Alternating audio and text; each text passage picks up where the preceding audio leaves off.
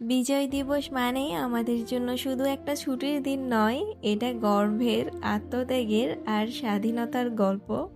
আর এই বিজয় দিবসের ঠিক আগের দিনটা আমার জন্য ছিল একটু আলাদা। আজ আমি তোমাদের নিয়ে যাব সেই ছোট ছোট মুহূর্তগুলোতে।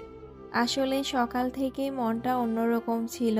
রাস্তায় বের হতেই চোখে পড়ছিল লাল সবুজের ছোঁয়া, পতাকা, ব্যানার, মানুষের মুখে এক ধরনের উচ্ছ্বাস। আমি আমার ফ্যামিলির সাথে বেরিয়ে পড়েছি। আম্মু একটু অসুস্থ ছিল, যার জন্য শুধুমাত্র আমরা 3 বোন বেরিয়ে পড়েছি। আর ফার্স্টেই তো চলে এসেছি একটা রেস্টুরেন্টে। এখানে প্রথমে আমাদের পছন্দের কিছু খাবার আছে, সেগুলো খেয়ে নিব।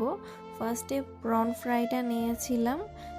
এটা কিন্তু অনেক বেশি মজার ছিল, আমাদের অনেক বেশি ভালো লেগেছে।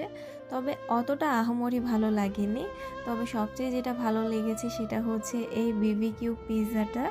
আমার তো বিবিকিউ পিৎজা অনেক বেশি ফেভারিট।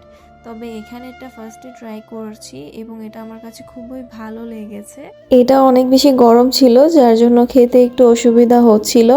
এরপরেও এত বেশি মজা লেগেছে, আমি তো গরম গরমে খেয়ে নিচ্ছিলাম।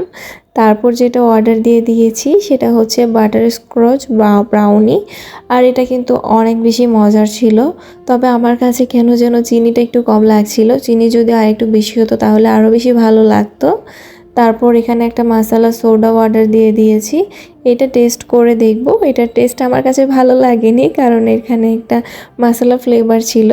সেটা আমার আপুই মূলত অর্ডার দিয়ে দিয়েছিল। আজকের বাতাসে যেন অন্যরকম একটা অনুভূতি আছে, কারণ যেখানেই যাচ্ছি চারিদিকে স্বাধীনতার যে গানগুলো আছে সেগুলো বাজাচ্ছিল, অনেক বেশি ভালোই লাগছিল। আসলে সব মনে পড়ে যাচ্ছে ছোটবেলার কথা। ছোটবেলাতে তো আব্বু আমাদেরকে বিজয় দিবসের দিন মেলাতেও নিয়ে যেত এবং আমরা মুখে পতাকা আঁকতাম রং দিয়ে। এই স্বাধীনভাবে হাঁটতে পারাটাই কত বড় একটা পাওয়া, সেটা আমরা এখন বুঝছি। আমরা তো খাওয়া দাওয়া শেষ করে চলে এসেছি বিজয় মেলাতে। হাসি, আড্ডা, ক্লান্তি সব কিছুর মধ্যেই যেন বিজয়ের আগাম আনন্দ। কিছু জায়গায় দাঁড়িয়ে মনে হয়েছে এই পথ, এই আকাশ, এই স্বাধীনতা সব কিছুর পিছনে আছে হাজার শহীদের আত্মত্যাগ। বিজয় দিবসের আগের দিনটা যেন আমাদের মনে করে দেয় স্বাধীনতা হঠাৎ করে পাওয়া কিছু নয়। এই ঘুরে বেড়ানোর আনন্দটুকুও সম্ভব হয়েছে তাদের রক্ত আর সাহসের বিনিময়ে।